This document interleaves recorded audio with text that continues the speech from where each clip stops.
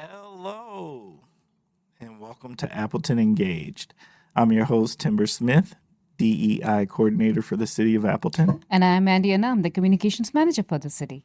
And Appleton Engaged is a podcast that explores the many people, organizations, and resources that make our community a great place to live, work, and play. So whether you're a longtime resident or just getting to know Appleton, join us as we learn more about our community together. Today we have a very special nonprofit which deals with the critical care, and they partner with the city of Appleton to provide the ambulance services. We're talking about, look, you aren't exaggerating when you say the term critical care. This is what they do. And I'm super excited to hear about and understand more because I don't think we take the time to learn this side of public service in a sense. So this week's guest is Nick Romenesko, Executive Director of Gold Cross Ambulance Services, Inc. Hey, Nick, what's going on? How you doing, Timber? Hey, Andy. How's it going? It's going really, really well. All right, you ready to jump in, Nick? Yeah, let's go for it. All right. Nick, can you please tell us about yourself and your association with Appleton and the surrounding Fox Cities region? Yeah, so I grew up in the Fox Valley, grew up in Little Chute, and still live there. My wife won't let me leave. But grew up there and went to high school. Right out of college, I went to UW-Oshkosh, was one of those young kids that wasn't sure exactly what I wanted to do with my life. Ended up moving back home for a semester, and my mom was an ER nurse for a very long time. And she kind of said, hey, why don't you try being on an ambulance? I think you'd really enjoy that. So I went back to Fox Valley Tech and got my EMT certification. Started working down in Milwaukee, which was quite the experience. It really made you appreciate the safety and all the resources we have in the Fox Cities and the Appleton area. It's just a great community to be a part of. Went back to school, got my paramedic license, which is about an additional year of schooling. Was lucky enough to land a job as a paramedic at Gold Cross, worked in the field for 4 or 5 years, and since about 7 years ago, I went into more of an administrative role, and I've been the executive director for a whole 3 weeks now. So I'm pretty new in this role, so still learning. But yeah, still live in the community, still live in Little Chute, like I said, and I got a wife. We got 4 kids, so we got an 8-year-old boy and a 6-year-old girl, and then we got surprise twins that rounded off our family. So you said the surprise twins. Yeah, I mean, you know, when you're trying for a third and then you get 2 for 1 deal, it's a bit of a surprise. I still remember sitting there in the ultrasound room and the tech going, yeah, we noticed that there was 2, and I looked at my wife and I said, there's 2 there. And the ultrasound tech goes, well, let's just make sure it's just 2. And I remember looking at my wife like, oh my gosh, how many are in there, right?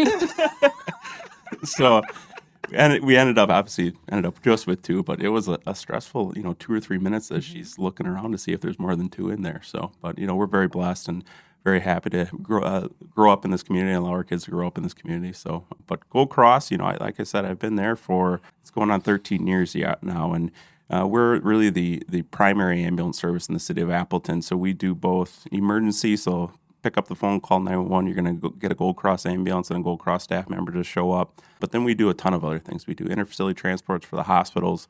We have a really highly skilled critical care team that includes registered nurses and critical care paramedics, which is a step above the pre-hospital care paramedics. We do external education, so we teach about 6,000 students on an annual basis, CPR, AED, bloodborne pathogen, and first aid. And then we try to give back to the community as much as we can. So we have a Heart Start Foundation that donates AEDs and, try to be as integrated as we can within these communities because we're a little bit of an outsider, right? So we come into these communities, we have partnerships, we have an agreement with the city of Appleton, but we try to integrate with these communities and make it feel like we're just another municipal service, just like the fire department, police department, public works department. So that's really kind of how we view ourselves integrating with the city of Appleton. Okay. Well, my next question was going to be, can you tell us a little bit about your resource? But you're starting to jump in. I got ahead of you a little bit. Yeah, no, it's all good. So, but I think we're going to back up a little bit. And there was a lot that you just shared. Mm-hmm. So I think I'm going to back us up. Sure. And let's go back to just the basics. Okay. So can you give us a little history about where did Gold Cross come from? And let's go back and let's talk about those primary services. Because I feel like there's 2 parts to ambulance service. There are those things that we as the regular community member know, like woo and, the lights and action, and when things happen, ambulances come and take you places. But Sure. I think there's a lot more, and I'm only making an assumption that it probably goes into an ambulance service. Yeah. So we've been in this region since 1968. So we actually started as a nonprofit, or I should say for-profit organization. A gentleman named Jim Welch, he's a Little Chute resident as well, ironically. But Jim Welch founded the organization way back in 1968. And pre-hospital healthcare, so paramedicine and EMT work is relatively new when you look at the continuum of healthcare in general. And so Jim found a gap in the community, right? Before Gold Cross Ambulance in the community, the funeral homes actually provided ambulance service, which is kind of ironic, right? There was 2 funeral homes, Larry's and Lindy's, that provided some ambulance service, quote unquote. I don't know how I feel about that. I don't think I want to get in that ambulance. Yeah, not many people know that. So, luckily Jim identified a need in the community, founded Gold Cross in the late 60s, advanced up to the paramedic level in 1971. And we've been servicing the city of Appleton since then. In the early 90s, Jim was looking to retire, get out of the ambulance business. So he approached actually Novus Corp, which is now ThedaCare, and said, "Hey, I'm looking to retire. I want to sell my ambulance service. Are you interested in buying it?" And Novus Corp said, "Yeah, that's a great idea. We'll add it to our healthcare portfolio." So they're going through their due diligence of purchasing the ambulance service. And at that time, Affinity, which is now Ascension, approached Novus Corp and said, "Can we get in on this partnership too? It makes a lot of sense for us." And Novus Corp said, "Thanks, but no thanks. We're going to do this on our own." So typically in healthcare, when your competition does something, you try to replicate that. So Affinity went down to the northern part of Oshkosh and purchased an ambulance called Metro Ambulance, and they transplanted it up to the city of Appleton. So they had 2 ambulance services, Metro and Gold Cross, competing for service. And back then, before GPSs and knowing where people were and things like that, literally you'd sit in your station, you'd listen to the scanner, and if you thought you were closest to that patient, you'd drive as fast as you could. And the first person to get there got that patient. So, whoa, I don't know how I feel about that either. Yeah, so you literally had ambulances racing to patients, and not a very efficient system, not a very safe system. So luckily, that only lasted about 7-8 months, and the two the leadership teams got together. Some of the municipal leaders got together, and they decided that the merger was the best choice. So they merged the 2 services, Gold Cross and Metro, together, and created the regional nonprofit organization that we are today, which has umbrella ownership by both ThedaCare and Ascension. Okay. All right. What don't we understand about ambulance service? Yeah, I think the expertise that these individuals have in the back of the ambulance. I always tell people, I don't have a product, right? We don't make a really cool iPhone or a really cool tea set or something like that, right?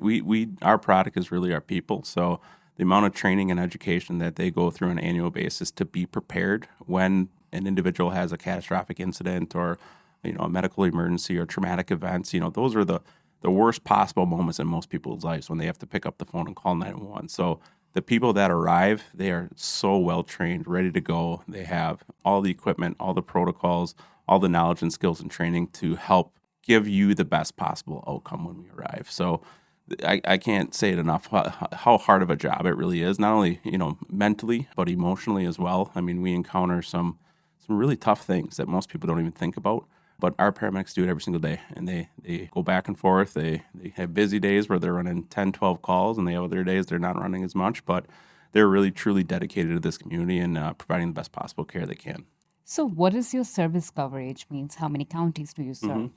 Yeah, so we service portions of Waupaca, Outagamie, Winnebago, and Calumet County. So we have 3 stations in the city of Appleton, and then we have 3 in Waupaca County, 2 in Winnebago County, and then we float resources out to Calumet County during the day. So we have a fleet of 18 ambulances, and we can ramp up all the way to 18 ambulances. We can ramp down. So we have pretty robust territory. We've got about 1,200 square miles, but we're really a regional service, so we don't really focus on municipal boundaries. So if we got to help in Menasha, we're going to help in Menasha. If we got to, float up to Freedom, we'll help in Freedom. So we really don't focus on municipal boundaries as much as providing a regional healthcare system for all the municipalities that we work with. So how many paramedics are there in the ambulance?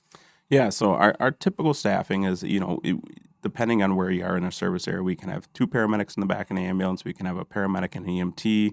We have a rapid response vehicle, which has a paramedic or a critical care RN on it that can do some advanced skills. So they're a single medic or a single RN in an SUV that can respond and intercept on really critical calls, and they can perform procedure called rapid sequence intubation, which is the same thing if you're going down for a surgery and you're waiting, they're giving you the medications to make you go unconscious and introduce that airway so that you can have your surgery.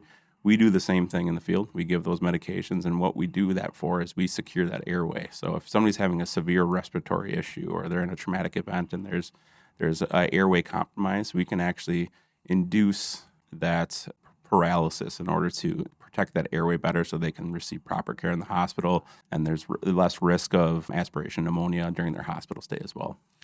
Nick, you just said a ton of acronyms in that space. So I'm always big, like I want to back us up a little bit because I want to make sure there's understanding. But I think the first thing I kind of want to understand is this. I hear EMT all the time. And then I'm also hearing you use the term paramedic. Is there a difference? And then there was one more term you used in there also. So what are these? Who are these people?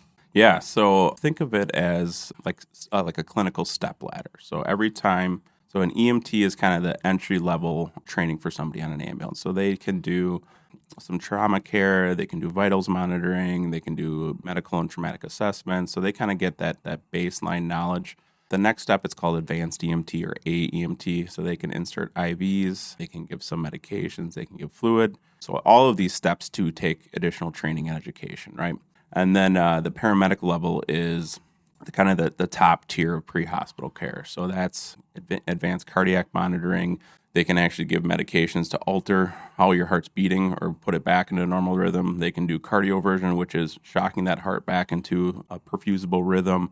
And then we also have critical care paramedics, which are paramedics that, again, go back and get some additional training, and think of them as like a mobile ICU or intensive care unit. So they have a hospital-grade ventilator on that ambulance. They have all kinds of different medications that they can administer to help stabilize the patient. And then we also, in the last really 2 to 3 years, we started taking registered nurses out of the hospital and putting on ambulances. And that's been a really cool thing, really innovative thing. It's not something many ambulance services actually do. And they also run a 911 call. So we put them through a boot camp to help them get prepared to do what they need to do on the streets because they're used to working in a hospital setting. So that's another kind of career pathway for nurses that I don't think many people know about, is that you can actually ride in an ambulance and provide paramedic level care and also that critical care paramedic level care in an ambulance too.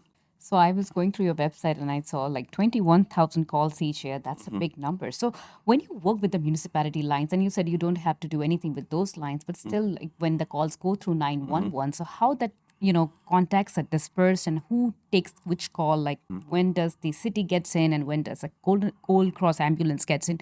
These are some of the confusions I'm sure our listeners have. Sure. So how do you streamline this? Yeah, so I'll just maybe talk about Appleton specifically because that's a good example. Sure. So the city of Appleton has a fire department, and they have EMT level certifications on for most of their personnel, and we work with them. So they're considered the first responders. So their goal is to get on scene in 4 minutes and 59 seconds or less. That's a national standard. Then our goal is 8 minutes and 59 seconds or less on an emergency. So they kind of start that care. So they start the assessments, they can do CPR, they can do some first aid stuff, and then the paramedics come in on the back end.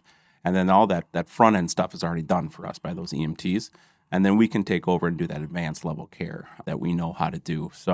But when you look at our region and how do we move and shift resources around, we actually have a pretty sophisticated system in our dispatch center. So we have our own private dispatch center that will move ambulances around. And actually there's a heat map in there. And that changes about every 3 minutes. That heat map will change and tell us where the next call is going to come in based on historical data. So you'll see ambulances sitting at a Quick Trip and thinking, wow, they really like Quick Trip. They must need food all the time, or they're thirsty. But really they're strategically put there because that's where they're needed based on that heat map or where we think the next call is going to come in. And also we try to split the gap. So, if we have an ambulance on the east side of town and we have an ambulance on the west side of town and that west side ambulance goes out, we send that east side ambulance to the middle to split the gap versus just keeping it on the east side. And then another west side call comes in, we got to shoot all the way across town. We split the difference to reduce response times and make it a little bit more efficient. How big is your team? Yeah, so we have 191 staff members. About 40 of them are administrative. We have our own fleet mechanic, a full-time fleet mechanic. We have 8 dispatchers. So about of the 191, close to 150 are actually clinical. Yeah. Okay, that's a big squad. And I was also reading that you had 17 state-of-the-art ambulances. So what do you mean by the state-of-the-art? Like, what's there? Yeah, so we're actually up to 18. So we've got to update our Oh, website. wow. But we're up to 18 ambulances, and we really view this as a mobile ER. So within those ambulances, you're going to see advanced cardiac monitors. You're going to see medications that you'd see in an ER. You're going to see like a video laryngoscope, which is actually like a video monitor attached to a little handle that allows us to visualize the airway and visualize where we're inserting that airway tube. We have all of our ambulances are GPS connected too, so I know where all of my ambulances are all the time. They can't hide from me. So so we're able to move our resources on really proactively. We have a vehicle monitoring system called ACE Tech, so that's a safety feature we have in all of our ambulances that monitors the acceleration and G forces on the ambulance. Because obviously, we want to do lights and sirens and we want to go fast, but we want to do it safely as well because it's a pretty dangerous procedure to go lights and sirens. So that will give them audible feedback in the ambulance. So they'll hear like clicking when, hey, you're not doing something you should be doing. And then if they're really doing something they shouldn't be doing, they'll get an audible tone, and then their supervisor will get an email. So, these ambulances are really sophisticated. They're not like, the Corolla that you drive around with every single day. They're a piece of technology when you see them rolling down the road. All right. So what can you tell us about the virtual ambulance? That's something that sounds sophisticated to me. The virtual ambulance? Yes, I saw it is on your website. So it's like virtual ambulance tour. Is it like something people can go and on the website and see? Yeah, so on our how? website, you're going to see my ugly mug on there too, but yeah, on our website, so we kind of do a tour, like what is in an ambulance. So like even it gives people kind of the peace of mind too to be able to do that prior. When you call 911, it's scary and you want to have some comfortability. So that's why we do like the touch a truck events and things like that too, because we want people to be comfortable in there. As stressful as it can be and as scary as it can be when you call 911, we want to keep it as understanding as possible. So that virtual ambulance tour we have on our website, you can click on a piece of equipment and it's going to give you a rundown of what this is, what does it mean, how do we utilize it on the ambulance. So that's what that That's virtual ambulance tour is, amazing. yeah. So I believe that, you go to different events and Touch a Truck is one of them. So our listeners, we have Touch a Truck coming up next week, but I know this episode would be published later. But this is something which is we do every year, and Gold Cross is one of the partners you will always see in these events. So can you just tell us more about these signature events you have coming up? Yeah, so we do, well, we're a huge partner with Oktoberfest. We partner with the City of Appleton Fire Department and obviously the police department as well. It's a pretty large event, as you guys all know, but we provide the medical care there. So we typically have 2 bike team members. So we have paramedics or EMTs on bikes that have little saddlebags on it with all kinds of equipment to help navigate through the crowd, because it's hard to get an ambulance through a crowd of 20, 30,000 people. And then we have ambulances on standby. We have a paramedic supervisor in our UTV that runs around as well. We're a huge partner with the Fox Cities Marathon, so we do all the medical for the Fox Cities Marathon. So almost all 26 miles, Gold Cross has a part in managing the medical team throughout that course and keeping all the runners safe. And then a huge thing that we do is one of the huge foundations we have is the Heart Start Foundation. So the Heart Start Foundation is really their goal is to disperse public access AEDs or automated external defibrillators into the community. And that's been a really cool thing that Gold Cross has been able to do. We have, I think, 28 AEDs that we've been able to deploy in downtown Appleton alone. And we've actually had some cardiac arrest saves as a result of these automatic external defibrillators being put on the streets in the city of Appleton. So at this time, can you tell us a story that helps our listeners understand the impact of Gold Cross in the services that they provide? Yeah, so we at Gold Cross really view ourselves as an extension of the healthcare system. So we view us as the first line of defense when you're having a medical emergency or traumatic emergency. We want it to look and feel like you're getting cared for by a nurse or a doctor in the hospital. So a lot of our protocols or a lot of our standard operating procedures, a lot of the guidelines we have in place are in collaboration with the hospital, because we want to make sure that the treatment that we provide, the care that we provide, how we do things before you get to the hospital is just the next pathway. So it's just like you start your care when the Gold Cross paramedics and EMTs arrive at your doorstep, and then it's just a continuation when you get to the ED. They don't need to start anything over. We've already done a lot of what they do typically in the first 10, 15 minutes when you get to an emergency department. We're already doing it in the back of the ambulance. So that's a huge deal. So a good story is, well, we'll reference back to those AEDs that we have in downtown Appleton. So there was a gentleman, there used to be a Fox Valley Grappling Club, I think used to be downtown. I don't know if they're there anymore, but Fox Valley Grappling Club was one of our AED sponsor sites, so they had an AED they are now, but beforehand they weren't. So they didn't have an AED on site. A gentleman was grappling, started not feeling well, ended up going into the bathroom, never came out, so they went and checked on him, and he was slumped over, he was in cardiac arrest. So they called 911, and actually the owner of the gym, he remembers he walks with his daughter to the farmer's market every Saturday morning. He remembers seeing an AED sign at Spats, right? So he remembers, I saw this AED sign at Spats. So he ran barefoot through the snow, got there, found the AED, ran back, placed it on this individual, shocked him. Appleton Fire Department arrives, Gold Cross ambulance arrives.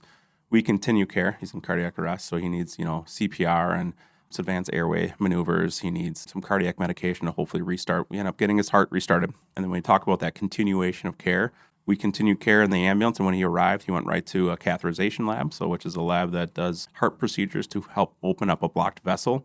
Opened up that blocked vessel right away, so he skipped even going to the emergency department.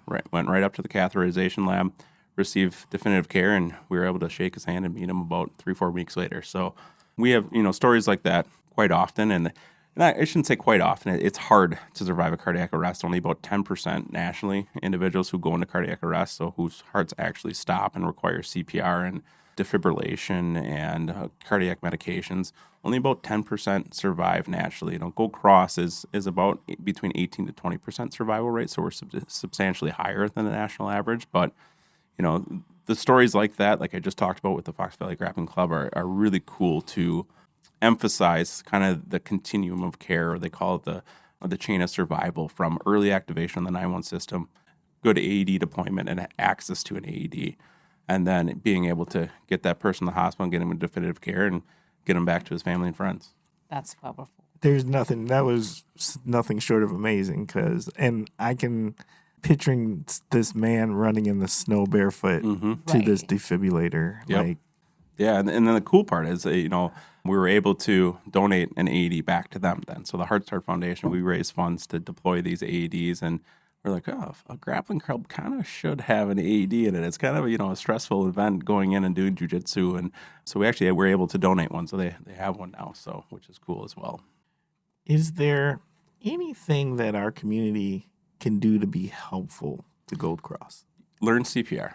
Learn CPR, learn AEDs, activate us when you need us, right? There's times where people will activate a 911 system. They don't, it's not necessarily a true emergency, but learning CPR and learning how to use an AED is huge. When we talk about the cardiac arrest survival, he would have had a lot tougher time surviving that cardiac arrest if they didn't start CPR right away on him, and if they didn't have access to an AED. So, if you're a community member too, make sure you get an AED in the company that you're working for. If you're a business owner, get an AED in there, because you never know when you're going to encounter a cardiac arrest. And the American Heart Association has a recommendation of, they call it drop to shock, which isn't maybe the best terminology, but when a patient drops into cardiac arrest, they want them to receive a defibrillation within 2 minutes.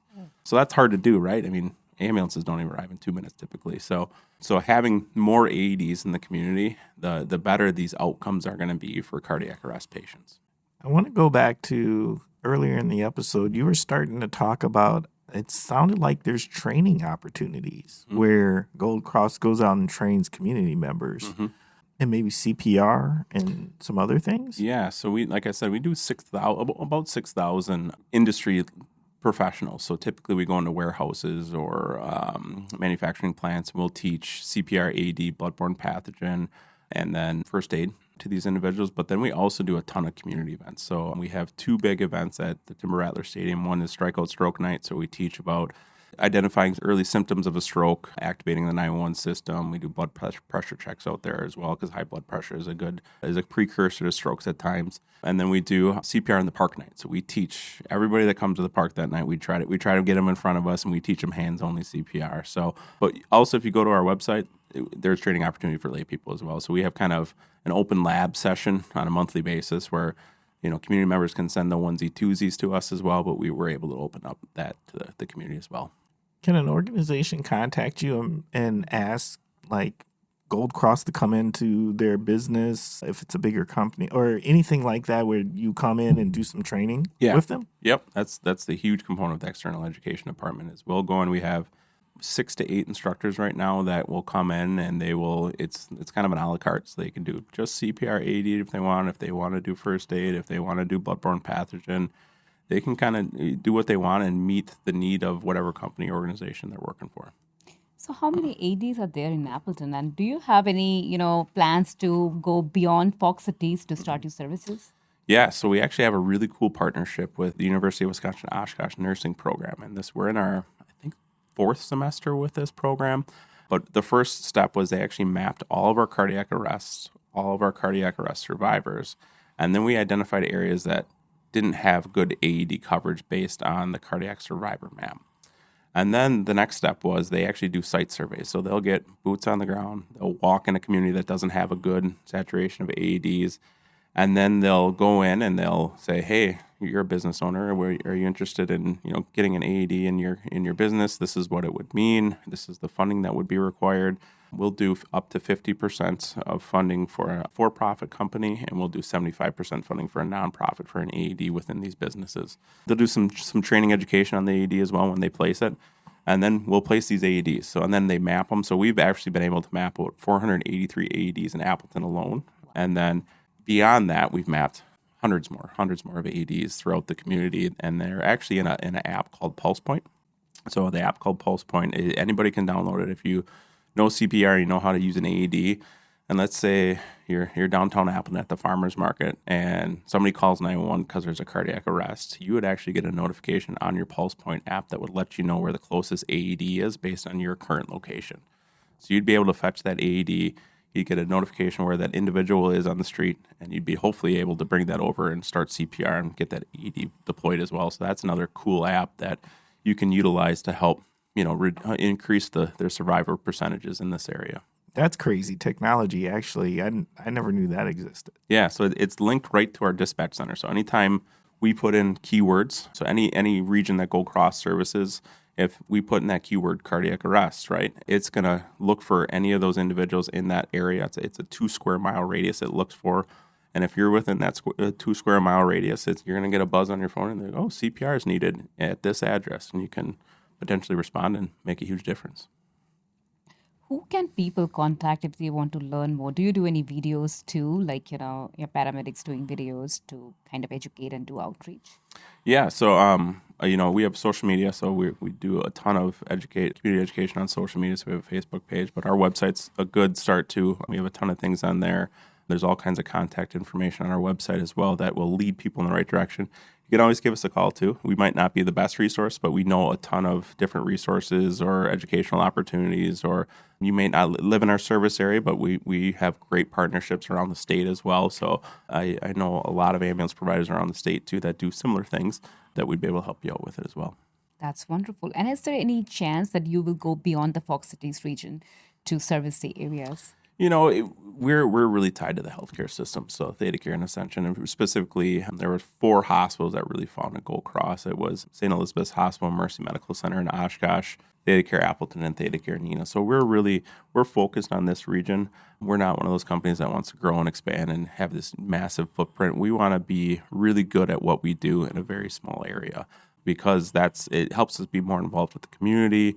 Helps us, home grow some talent too. So one thing that we're doing is we actually are restructuring our training center right now. So we're adding about 1,000 square feet of training facilities at our current campus that is going to have a human patient simulator lab in it. It's going to have some expanded training education rooms. We'll actually be able to bring in fire departments and first responder groups. So the Appleton Fire Department are hoping to do more collaborative training with them in this new space, because we actually have space for more than just our staff now.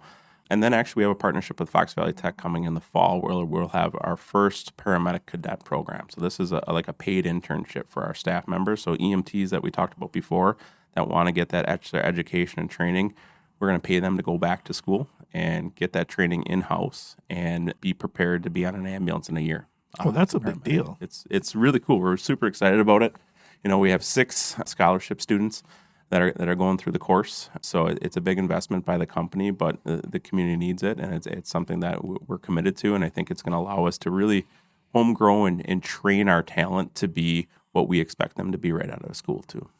Is there any additional information you feel is important for the Appleton Engage listeners to know that maybe we didn't ask a question about? No, I just want people to know that, we are healthcare and we are very proud of that. And we want people to know that when you call us, we're going to be there to provide expert healthcare services that really impact your future. So when I talk about your future is you're having a bad day, right? And you want to have a good outcome. So, trusting us as your care provider, I think is the right choice. And we're committed to this community and we want to continue to provide the best care possible. That's wonderful. And we got to learn a lot about what happens behind the scenes, and especially in the critical care space. So now is the time for the shout out. Yeah.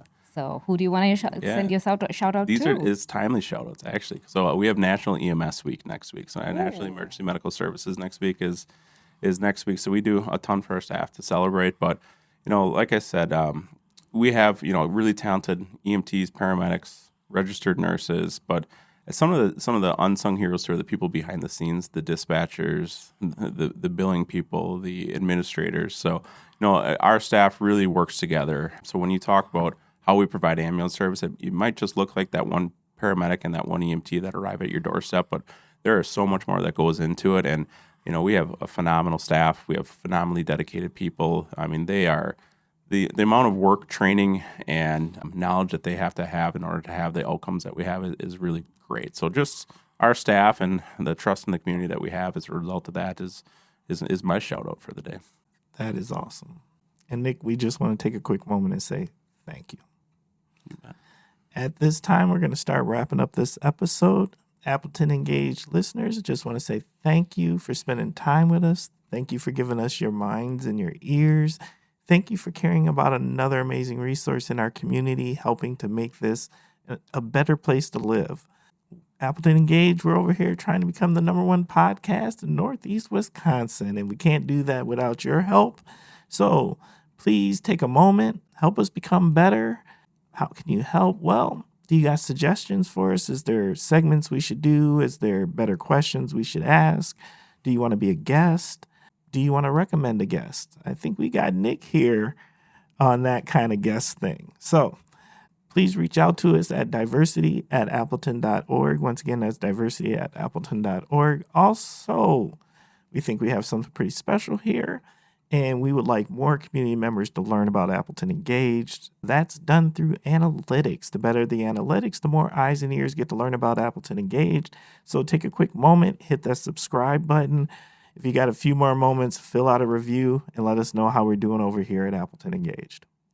Thank you, Nick, for all the stories you shared with us and the experience, in the community. That is so gratifying. And please extend our gratitude to your team members as well. Remember, behind every siren, there are committed people saving lives and making a difference. So check out more on their website. And until next time, stay thoughtful, stay curious, and stay engaged.